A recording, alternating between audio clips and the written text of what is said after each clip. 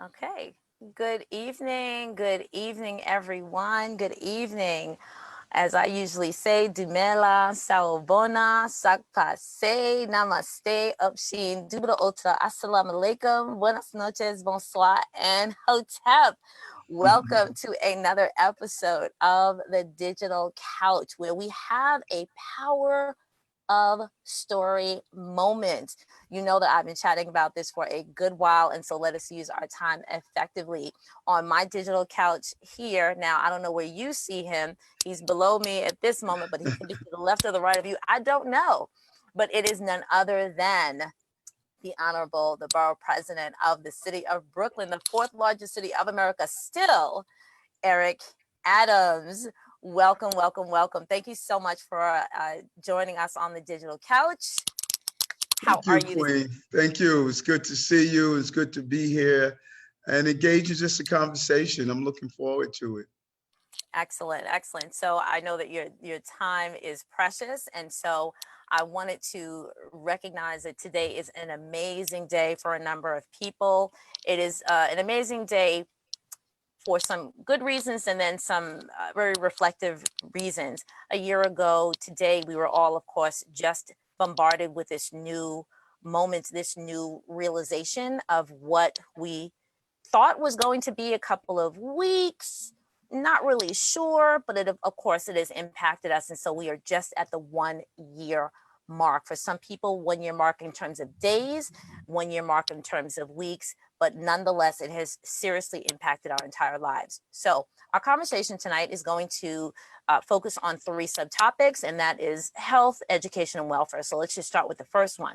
I happen to have read in the New York Times today, this conversation about, of course, the health of our city and how there are some people who are recognizing that. And if I speak fast, it's because I want to honor your time and I also want to get these topics in. And of course, I'm from Brooklyn, and so that's what we do.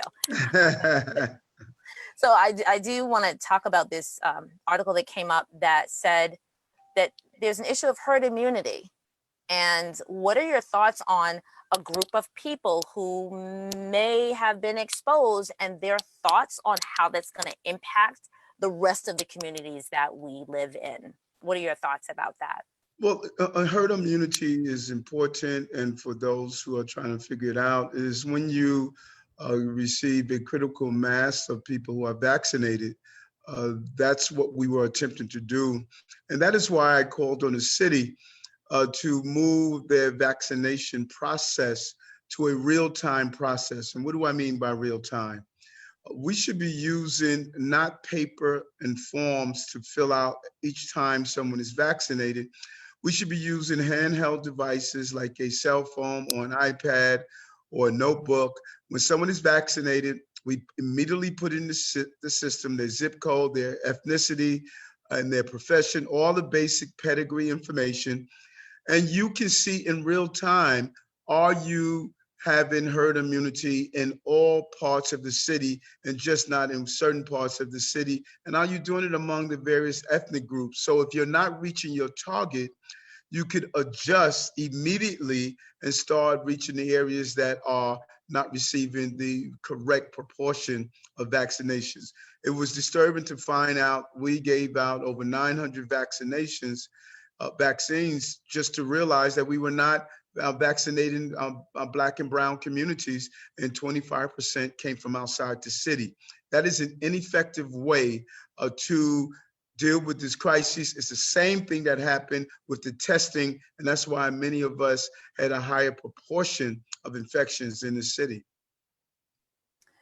To that end, and so I have to say that my mom, shout out to my mom who I know is watching, we actually went to go to our local community a couple of weeks ago in order to get the first dose. She did take the first dose of the vaccine. And I noticed that there were people who were participating in supporting who were of varying levels of age categories. And I thought, and then as we were waiting outside, I noticed that there were a number of people in varying age categories.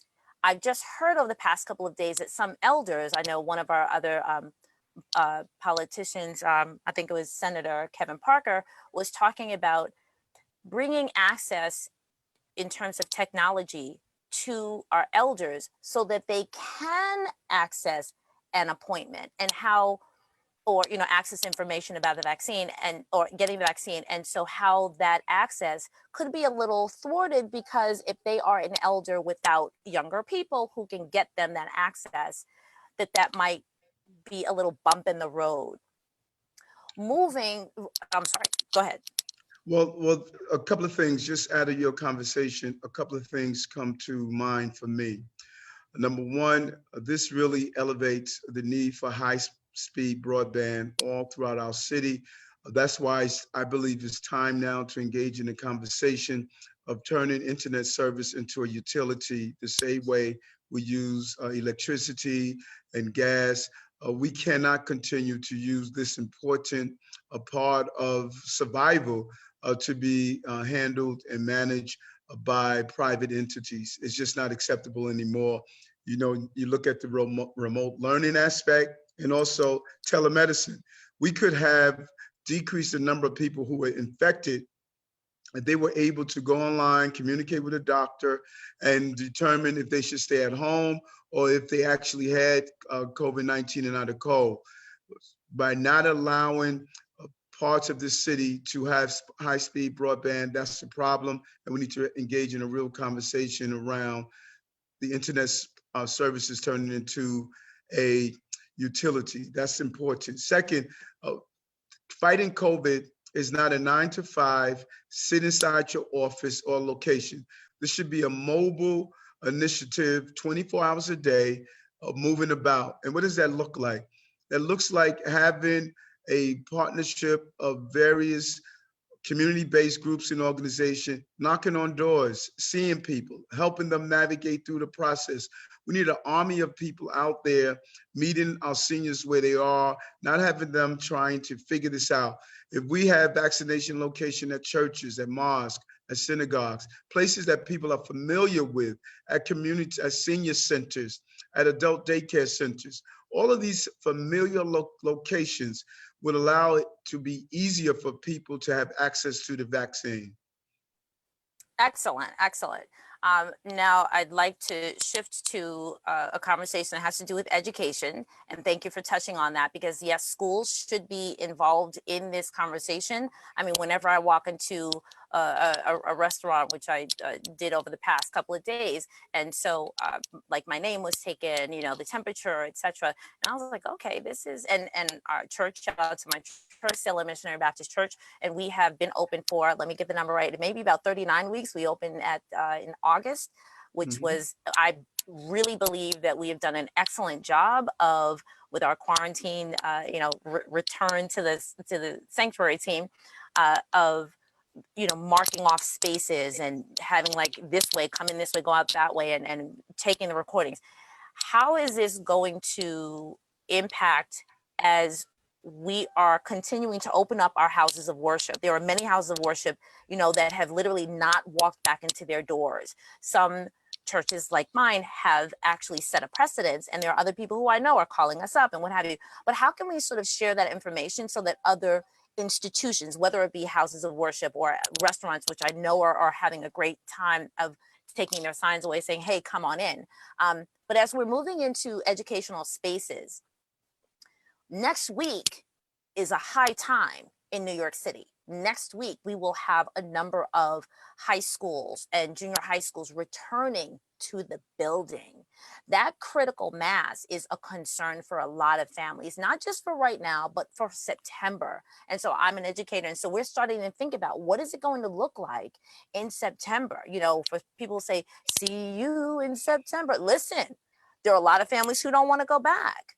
What are some thoughts that you have to encourage and empower families to trust the process, but also how to build up the infrastructure and the protocols for our schools so that families can safely send their children back to school? No, great question. And, safety is first, and everything we do should be carried out with the full understanding that we have to be safe. Let's be clear on that. And let's follow the science, not fear. And that's very important. And, COVID-19 is a formidable opponent. It changes in so many different ways. Mhm. as viruses do. Next year, we may have a totally different strand. There's a reason every year you take a flu shot, because this is a virus and we have not wrapped our hands around. Remember, in the beginning, they were actually saying you shouldn't have to wear a mask. There was no need for it. Now they're saying you should wear two masks. The science has continued to change. We're learning so much about COVID-19. As it stood, schools were one of the most safest places for our children. The numbers were low. We should continue to do rapid testing to identify immediately if a child is infected, so that child can be isolated, contained, and given the proper medical treatment. But at the same time, we don't want to really stop the education of our children. We know we lost a substantial amount of time. There has been a major deficit in reading and in math. I believe we made a mistake by not keeping the schools open over the summer months in some way, even if it was around remote learning, because we knew that COVID was coming back with a vengeance in the winter months. So we should have gotten ahead of the schedule and not wait. When you don't give proper education to children, not only the academic aspects of it, but all psychologists would tell you that it's also about, the socialization is part of the development of children to be able to socialize. They are experiencing a great deal of trauma, being isolated inside the home, not interacting with other groups. And so we need to take all of this into account as we make the decision on reopening schools, and do it with real protocols in place. If we follow the right guidelines and protocols, I think we can minimize the infection rate and at the same time accomplish the goal of allowing our children to receive the education they need. I agree. I agree. I agree on most points. The one point that it may not necessarily be able to be discussed here, but it's Mhm. just something to think about. So the random testing that has occurred, and I don't know what the percentage, but in speaking with some of my colleagues, some people are concerned about, well, they'll come in and test, let's say it's 3%. And so sometimes it feels like the amount of people that get tested and then how many people who may be identified in order to justify the closing of that building sometimes feels uncomfortable. And so you might hear a number of how many people were identified, or you might hear of a family who has had it, and then the children are coming to school. Like, these are just all those internal questions. And so moving forward with September and what that might look like, and of course we do not know, and hope and prayerfully our new chancellor will have some vital influence and impact on setting up what that's going to look like. That of course they will have conversations with the UFT and the all the parties that are involved in order to make sure that people are safe. Now, here's the next step. The next step is, when we get these students back into the building, when we get these families back on board, there is going to have to be some remote learning that still occurs, because you cannot have everybody in the building. And so if that is clear to all, then that plan, that strategy will include some form of a remote learning, which connects to your earlier statement about having broadband, excuse me, being a part of utility like water, like gas, like electricity. And that would be very helpful. As we age these children up, and as we age them out, age them with appropriate educational foundations, the impact of the society and the workforce, of course, is going to be impacted. We already know that those students who have graduated, let's say last May, June, whether it be from high school or college, this May, June, are entering a workforce that has to be rebuilt. So that's the next real big question for what could a 3-year plan, a 5-year plan look like for the workforce where these students are going to come into, and the people who have been laid off, or the buildings or their jobs have closed. What ideas could you have to rebuild our New York City economy? Well, there are several things that we must do. We are extremely fortunate that the current Speaker of the Senate is Senator Schumer. He has done an amazing job of securing billions of dollars for New York City to help deal with the COVID crises that we experience. And I want to say to New Yorkers, Schumer did a great job, but really we need to thank ourselves. Those are our tax dollars.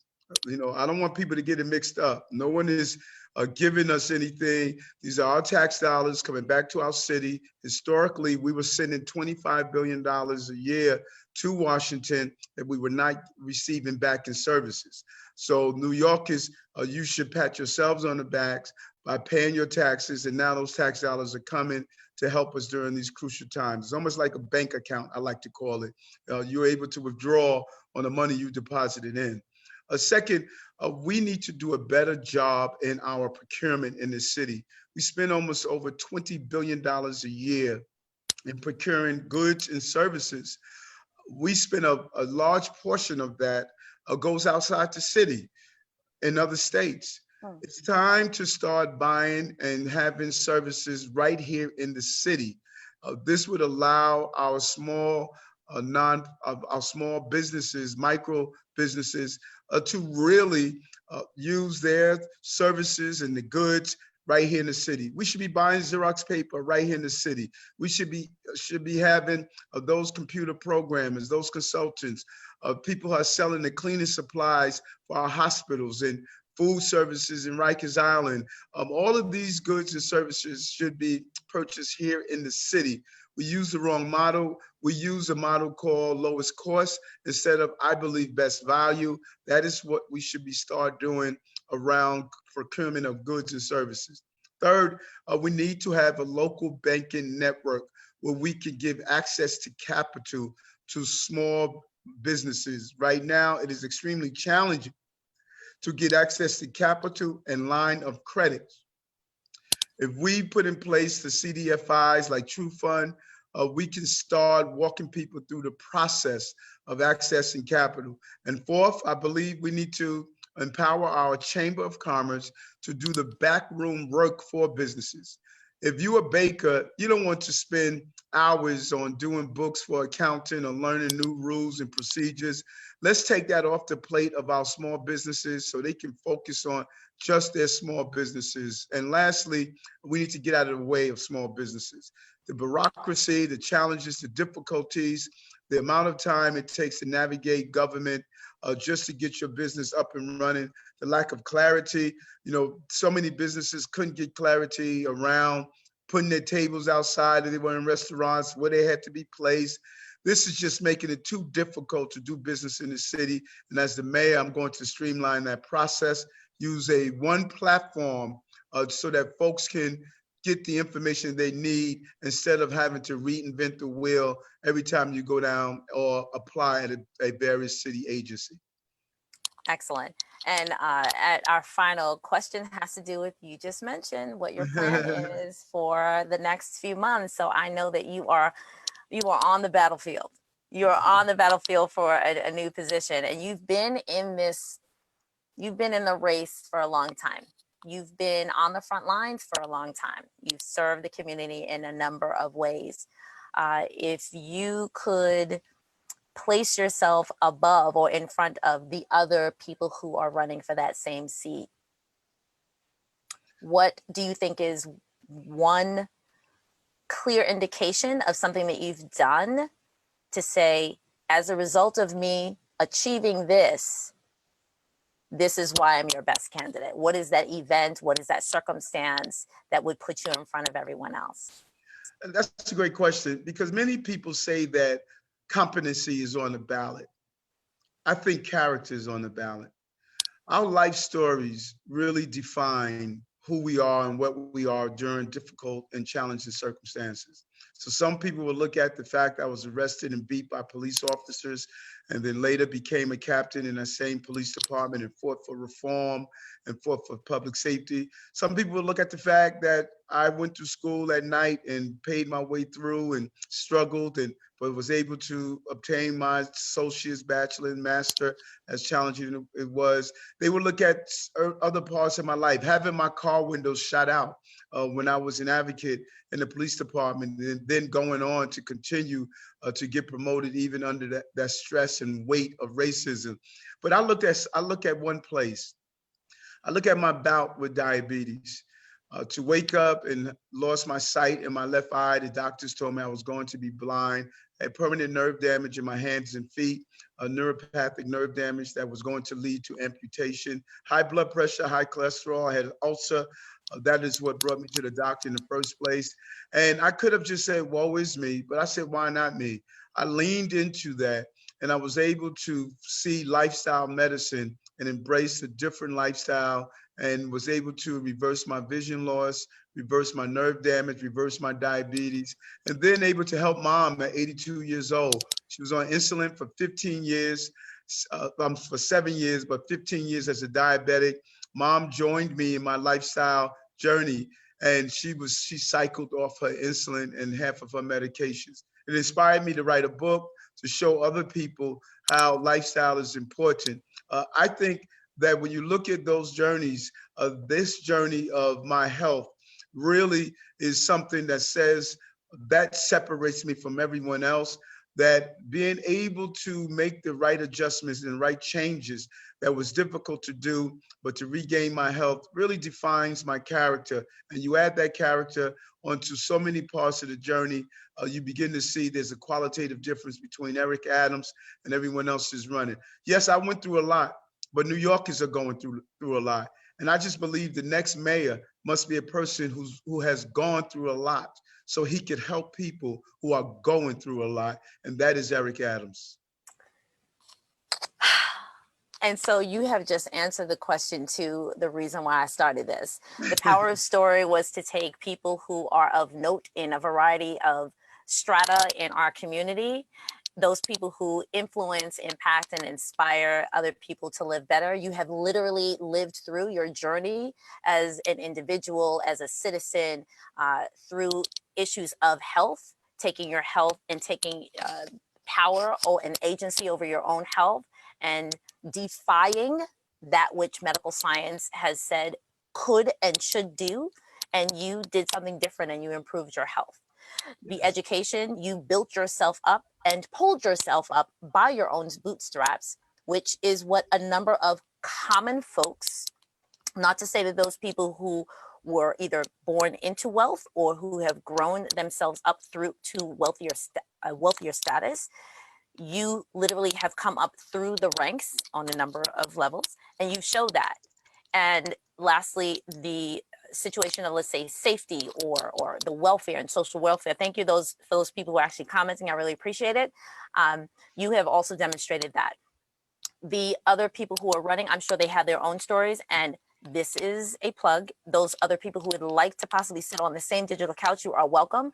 But once again, I'm very appreciative that our borough president, Eric Adams, has decided to consider it not robbery, no pun intended, to see that this platform, which is a platform that regular people who will be voting, are listening, are paying attention, and are noticing that if you see that this is important, to share your local story, to share your ideas about what you will do for regular folks. If you say that it's important to take out 30 minutes of your day, then we feel that it's important to support you as well. You show up for us, we will show up for you. Thank you very much, Eric Adams, our borough president, for taking time to sit on a digital couch. I really appreciate it. And as I say to everyone, this is a learn to grow you moment where I plant seeds to help you grow. Thank you very much for your showing up on our digital couch tonight. Thank you. Be well. Good day.